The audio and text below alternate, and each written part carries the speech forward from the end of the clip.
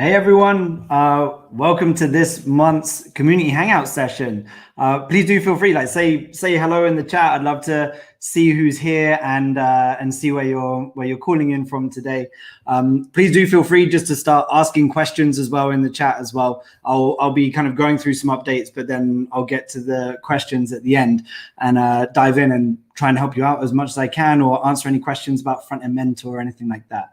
So throughout June, June was actually an interesting month for me because I managed to get away a little bit. So my girlfriend turned 30, so went away with her for a little while, and that was amazing, and actually managed pop the question, got engaged as well, which is great. So that was another lovely piece of news on my side of things. And then I have my birthday as well on Monday this week. So yeah, it's been a bit of a kind of whirlwind month on the personal terms, sort of away from Frontend Mentor. And it was nice actually kind of getting away because this is actually the first time that I've been able to fully kind of get away since I started Frontend Mentor, sort of three or so years ago, because I would always be jumping in the community and everything like that. But now with Mike and Josh, taking care on the coding side of things, and Mike sort of there on the business side as well now, and then everyone, all of you sort of amazing community members, diving in on Slack and everything like that, I was actually able to fully switch off and not keep checking the Slack and not keep checking the platform. So yeah, it was actually a really nice time away. So feeling very refreshed now, ready to dive in, get back into things, and give you some exciting news as well. We've got some exciting features on the horizon. One of them very overdue, which I'll be kind of sharing with you in a little bit. And yeah, so AKC coming in from Oxford, UK. That was actually where me and Danny went. We went to a village outside Oxford called Stonesfield. You might know it. And we were actually in Oxford for her birthday, which was lovely. So yeah, I hope the challenges can help you reinforce your knowledge as well. So this month, apart from me sort of getting away and having a bit of sort of holiday time, which was really nice, really relaxing, Mike obviously came on board. He's now on board full time, which is brilliant. So things can really keep moving forward, even if I'm away or he's away or anything like that.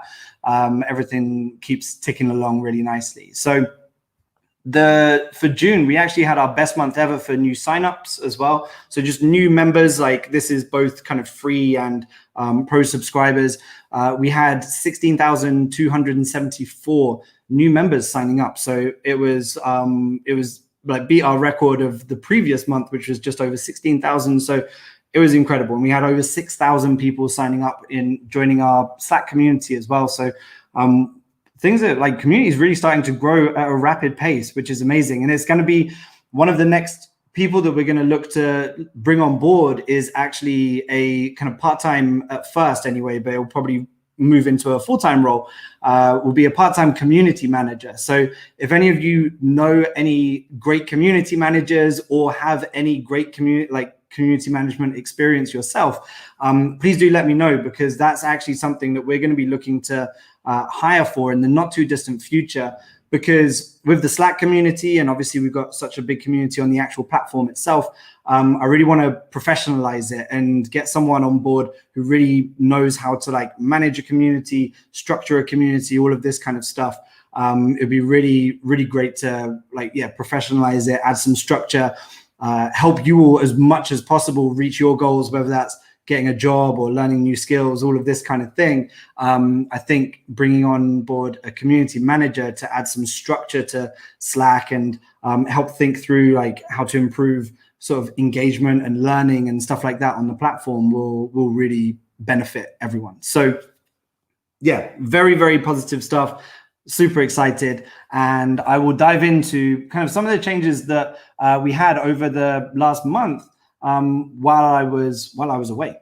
So one of them was we've done a latest kind of new round of sort of UI updates, and this has been for the solution cards, the challenge cards, the resource cards, and then there was one more thing, one more area that we were wanting to improve, as part of that round of changes. So we shipped that. So we shipped the comment UI. So you might well have noticed that the comments around the platform are now kind of updated. They're looking a bit, hopefully you think that they're looking a bit nicer. One of the main goals was to add more information about the actual challenge that the person had completed as well, like the solution. So we've got things like the likes and the bookmarks and the little screenshot of the solution as well.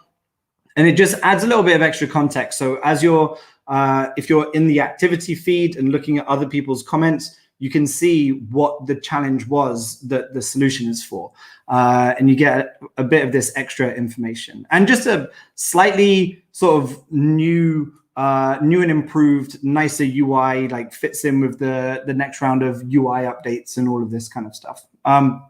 So that was one of the first changes that went live, which is great. That also came with a new change, which is sort of a new feature, which is kind of a small one, but I think it will actually improve things quite a lot with how like feedback is given and feedback is sort of upvoted or anything like that. And this is a mark as helpful button. So before we added the mark as helpful button, everyone could upvote it, like upvote any comments that anyone else had given. Whether the solution author had upvoted the comment or whether whether anyone else in the community had upvoted a comment, like it all counted for the same. It was all worth the same amount of points. Whereas actually we were thinking that if the solution author like really thinks that a piece of feedback is really, really helpful, then actually if they say like, oh, that was a really, really helpful comment, that should be weighted more heavily. That should add more points to the commenter's mentor score total. And so with this new update, with the mark as helpful button, you can still upvote the comments. So solution author or anyone in the community can still upvote comments. That will add 5 points to, instead of 15, now to the commenter's total. And then the mark is helpful. So if the solution author marks your comment as helpful, then you get 25. So you actually get more points if your comment is marked as helpful. And that's there to hopefully make it so that people are kind of really trying to answer the questions and really trying to add value and this kind of stuff. And we've already seen that happen, which is brilliant. Like the comments this past month, I mean, you never know, it might be coincidence, but the comments this past month, there's been so many more people getting involved as well, which is great. And the comments, like some of the feedback that's been given is just absolutely brilliant. So that was another change that we added. So the comment UI update and also the mark as helpful button as well. And we'll be kind of changing things, like the scoring system and everything. That will be a ever evolving thing as we add more features. For example, at some point we'll be adding like a Q&A section for each challenge, so that if there are challenge specific questions, people will be able to go into the hub, ask questions and stuff like that. Other people will be able to answer it. You'll get points if you answer a question, it gets upvoted and all of this kind of stuff. So like a kind of mini Stack Overflow per challenge, basically. And so yeah, that will be a kind of a bit of a moving thing just as we evolve the platform and as the sort of features change and everything. But that would be really cool as well. I can't wait to have a Q&A. Like we see in the help channel in Slack, a lot of the time, because Slack it does have search functionality, but you lose stuff after 10,000 messages. And with the size of our community now, that's literally like half a month's worth of messages. So it hardly goes back any time whatsoever. Like you get quite often the same questions asked over and over again. So actually having a sort of essentially a mini Stack Overflow per challenge is going to be a great way to make sure that if you've got a challenge specific question, like on the stats preview card with the mixed blend mode and all of this kind of stuff, then you'll be able to ask it in the Q&A, or you'll be able to see if the question's been asked already and then ask it yourself, or take the answer from someone else. So those are some nice little changes. Another one, not necessarily that visible on the platform itself, but we updated. So we migrated away from the form package that we were using. So we were using Redux form. We use our front end stack is we use Next.js, which is a React framework for server-side rendering. We've got like styled components on the for the styles, and then we use Redux for state management. And we were using Redux form to handle the forms, like form data and validations and all this kind of thing. But actually, since I kind of wrote the first code on Frontend Mentor sort of like 2.5 years ago or so, the kind of consensus has now become that form state shouldn't be kept in Redux. So it shouldn't be kept in like global app state. So actually we wanted to move away from Redux form, and there's a package called React Hook form, which is just a lovely, lovely way of kind of writing React form code, making use of React hooks. It's just a really nice syntax. And so Josh has been kind of diving into that, and him and Mike, while I was away, were working on that refactor, and the code just looks so much better now. And also we're kind of doing things best practice, which is always good.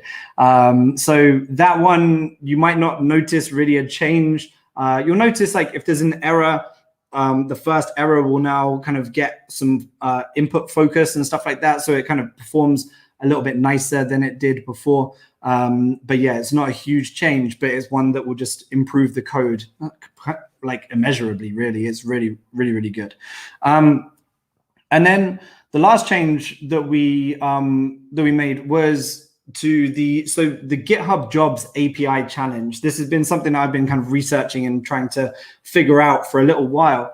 GitHub unfortunately deprecated their GitHub Jobs API, and we had one of our challenges was based on the GitHub Jobs API. So it was a bit of a sad day when I found that information out. And so I've been looking for alternative APIs. It had to be free. It had to be jobs related, hopefully development related.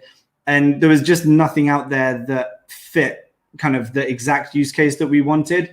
And so instead, what I've done is we've reworked the JSON file, and M as well helped out with that, which was great. And we've just reworked it. So instead of doing API calls now it's just like pulling data from a local JSON file and then going through it. So it's as if you're using an API. You're still making that kind of fetch request, and you're still pulling it in and then looping through the data and all of this kind of stuff, but just sort of slightly different, slightly reworking it. So those are the major changes. So the comments UI update, the markers helpful button, the the refactor, the migration from Redux form to React Hook form, and then also the sort of resolving the GitHub Jobs challenge, which is now called the Dev Jobs web app, and just getting that live on the site. So I took it down from the site temporarily while the GitHub Jobs API was deprecated, or while we resolved the issue, but now it's back on the site. Sounds like people are really enjoying the new update, so that's great. Cool. So those are the major changes for June that we did. Now I'll go through kind of what we're expecting to do this month. And do feel free. I haven't seen any sort of questions in there apart from Alex Kim asking if anyone's got GitHub CoPilot access yet. I haven't, but I've been seeing everything on Twitter about it. It looks kind of cool, kind of scary. But yeah, it all looks like it's going to be potentially a huge time saver. So really, really interested in that. And I kind of want to get on the waiting list now and play around with it myself. But yeah, unfortunately, I don't have access.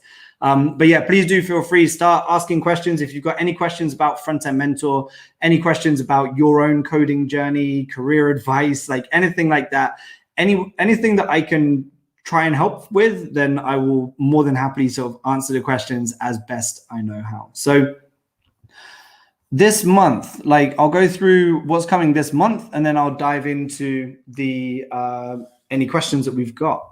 So the first change this month We actually just shipped it like an hour or two ago, which is great. So it's nice talking about a change that's coming this month that's actually already been shipped. So this is an update to the accessibility reporter. The reason why we started with this update, the reason why it was a thing, because the accessibility reporter that we had was working fine. But recently we started to notice a few sort of memory leaks happening, and so a few issues going on the server. And Mike's been diving into it, trying to figure it out. And the best sort of, and with this, it's like, it's kind of a best guess. Like, we don't know if this will have resolved the issue, but we will we push the change and then we monitor it and we'll see.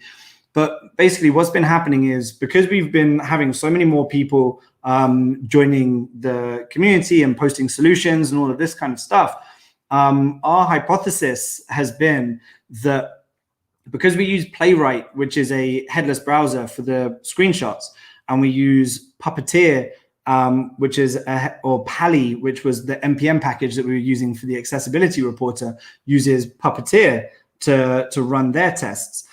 We are kind of firing up separate instances of headless browsers, 2 separate headless browsers for every person that's submitting the reports.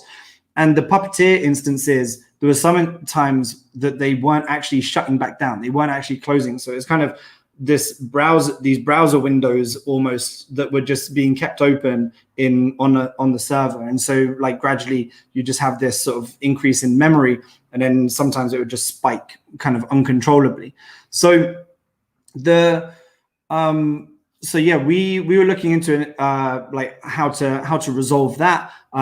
We used to use Puppeteer for the screenshots, but actually it was quite it didn't suit our needs as well as Playwright did.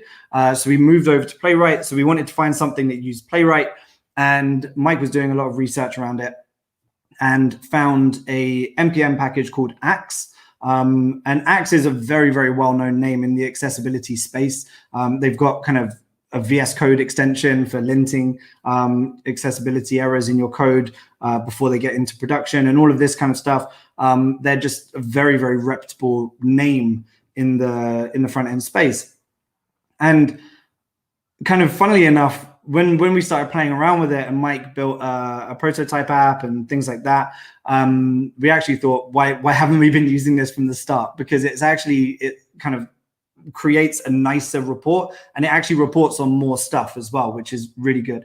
So you may notice now on the site, if you get any accessibility errors or warnings, things will be slightly different. There's now a little learn more link on all of the items, so you can actually click the link and it will open up in a new browser tab on the DQ University page. And DQ University is the company that maintain Axe npm package and the open source repo. And so they have these pages where it's like, if you don't have any text in your link or something like that, if you click learn more and go through, you'll actually be able to learn more about that accessibility issue. Whereas before you'd have to kind of ask questions in the community or try and Google it or anything like that. Now it's just a learn more link. You can open it up, you can read about it, and it will provide a much better kind of learning experience for everyone. And fingers crossed as well, it will resolve the memory leak. But like, worst comes to worst, we've got a better accessibility reports coming out now, which is great. We also we benchmarked it as well, and the kind of reports were coming back nearly 300% faster than with Pally. So like, is a big improvement, even if it doesn't fix the memory leak. But we're really hoping it does fix the memory leak, because yeah, the website actually went down very shortly a couple of times last week. But we don't want any downtime whatsoever, or as minimal downtime as possible, obviously. 100% uptime is not necessarily possible, but we want as little downtime as possible. So we'll see what happens with that. I'm really interested in your thoughts about the new accessibility reporting, good, bad, or anything like that. Love to hear it. And next one is, so notifications. This is the one I was talking about earlier. This is how, like, I can't quite believe that we've gone this long without adding notifications. So hold my hands up. Sorry about that. notifications, in-app notifications are just, I mean, they're just a standard for any like community-based platform or anything like this, or like when you go on Twitter or any social media networks or anything like this. You need notifications to be able to see like what the latest activity is, or if someone's upvoted your comment or liked or bookmarked your solution or mentioned you in a comment or replied to a comment or anything like this. At the moment, we've got emails that get sent out for the major stuff, like if someone replies to your comment or mentions you or gives you some feedback on your solution. But at the moment, you've got no way of knowing kind of if someone's been upvoting your feedback or solutions or marked your comment as helpful. You don't know who did it or anything like this. So notifications now will show all of that. We're looking at whether we're kind of going to roll our own, like build our own notification system, or whether we're going to use a third-party one that also has other features. There's one called Stream, which we're researching at the moment. It also has things like following and stuff like that baked into it. So that will be good because following is definitely high up on our priority list as well. So we're kind of doing a bit of discovery around it at the moment, but notifications is finally very, very long overdue, finally going to be in Frontend Mentor web app. So that's exciting. I'm really excited about that. And then the next one, and this is the last one. So if you haven't asked a question yet and you would like me to answer a question about Frontend Mentor or about your own coding journey, do feel free to just ask those questions in the chat, and I'll get to them in a minute.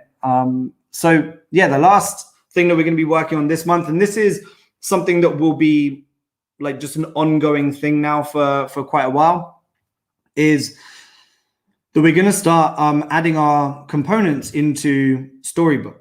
So Storybook is a component library. It helps you add what they call sort of stories for your components, and you can say like what your component should behave like based on props and all of this kind of stuff. It allows you to test your components in isolation, and it's a really nice way to manage your components if you're working with a component-based architecture, like with a React project, for example. And so we are going to start moving our components over to Storybook and making better use of them, refactoring, making sure they're as reusable as possible, making sure they're as encapsulated as possible, all of this kind of stuff. And that's just going to be a gradual thing. So as we build new features, we'll start to add things to Storybook. Whenever we haven't got anything immediate that we're working on the front end, we'll be starting to migrate components into Storybook and all of this kind of stuff. So that's, again, something that you won't necessarily see on the front end, but it's something that will just be going on under the hood. And we will also, like when we built it out a bit, we're also going to host it on a public URL as well. So anyone from the community can kind of poke around in the component library and just get to grips with Storybook and this kind of stuff. So that'll be kind of cool. Really looking forward to that. Amazing. Okay, so let's dive in to your questions. So I think Alex's question was first, which was about the CoPilot.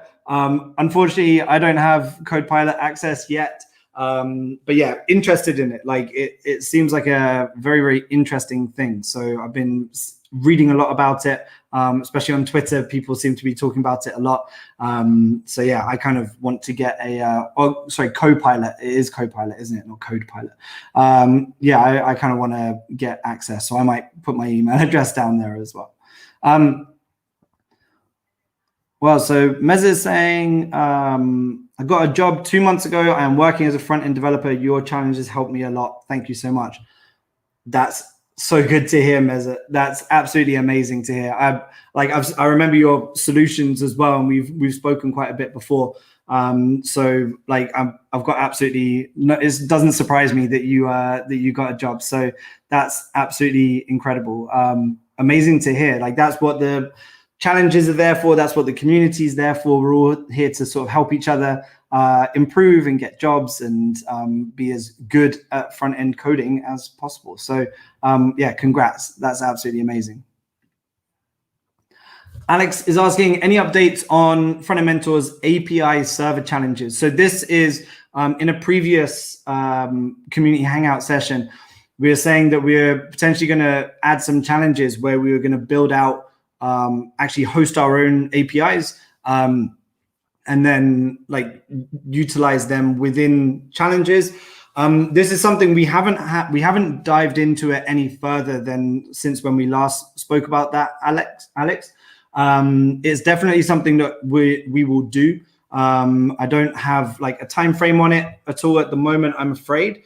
But it is something that we'll do at the moment. We've been launching some challenges which can be like full stack challenges, and we've been providing data.json files that could help seed the database and stuff like that. But we don't have any time frame on us actually like hosting an API, like a custom API, providing documentation and then adding that as a challenge. It's something that we will do at some point. But at the moment we're kind of flat out with like things like notifications and following, stuff like direct messaging and Q&As on like challenge specific Q&As and stuff like that.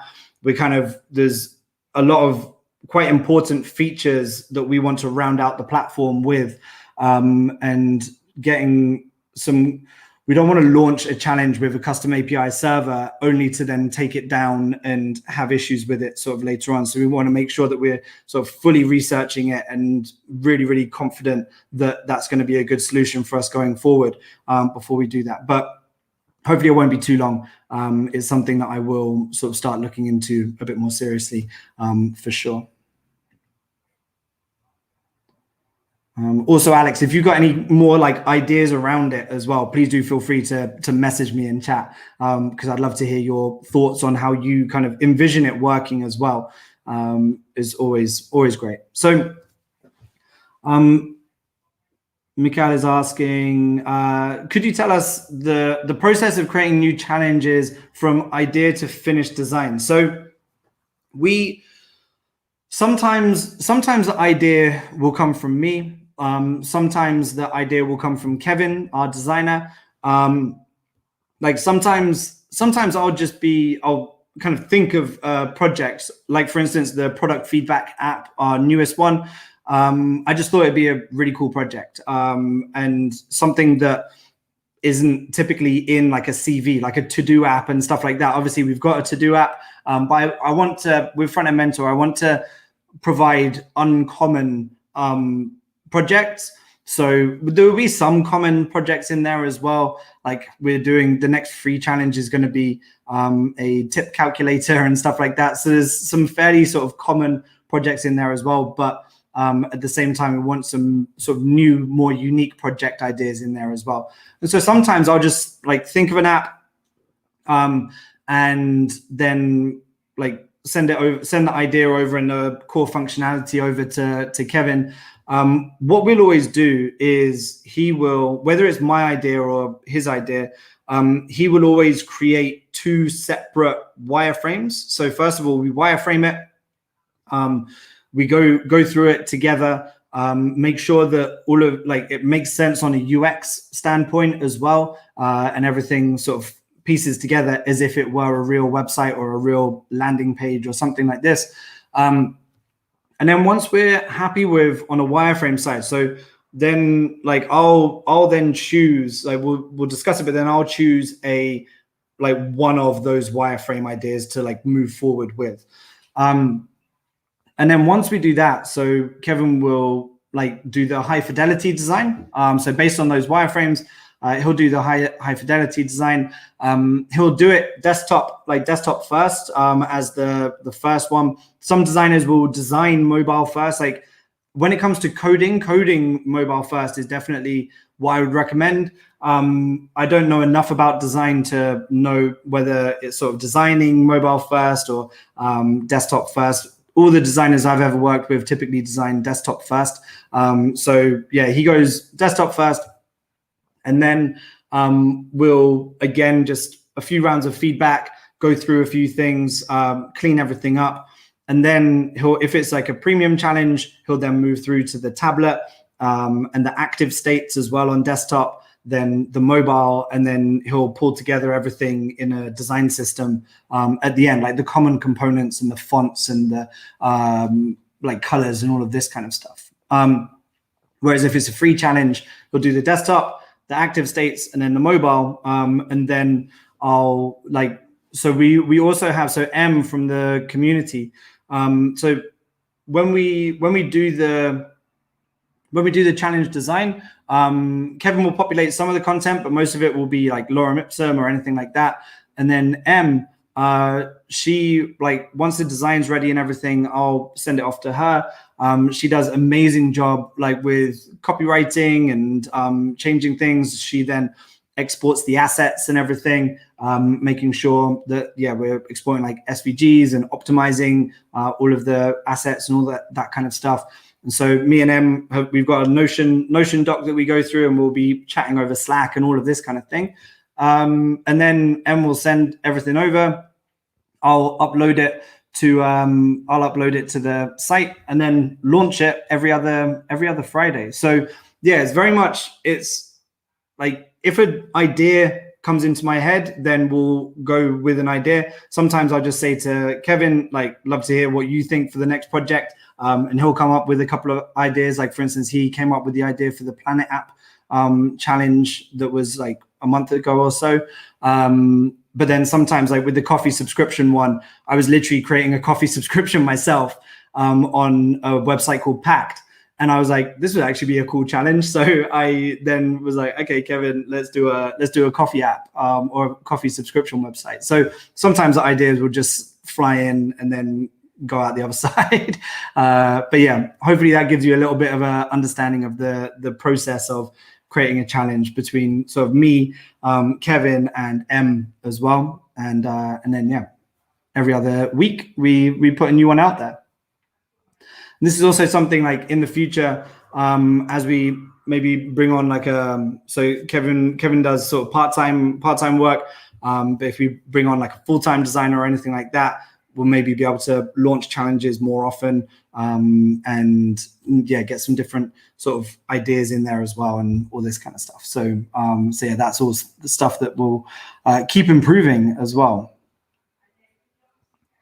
Awesome. Please do feel free. I see we've got, yeah, a couple more questions or comments. Like, please do feel free to ask any more questions if you've got a question whatsoever, like anything whatsoever.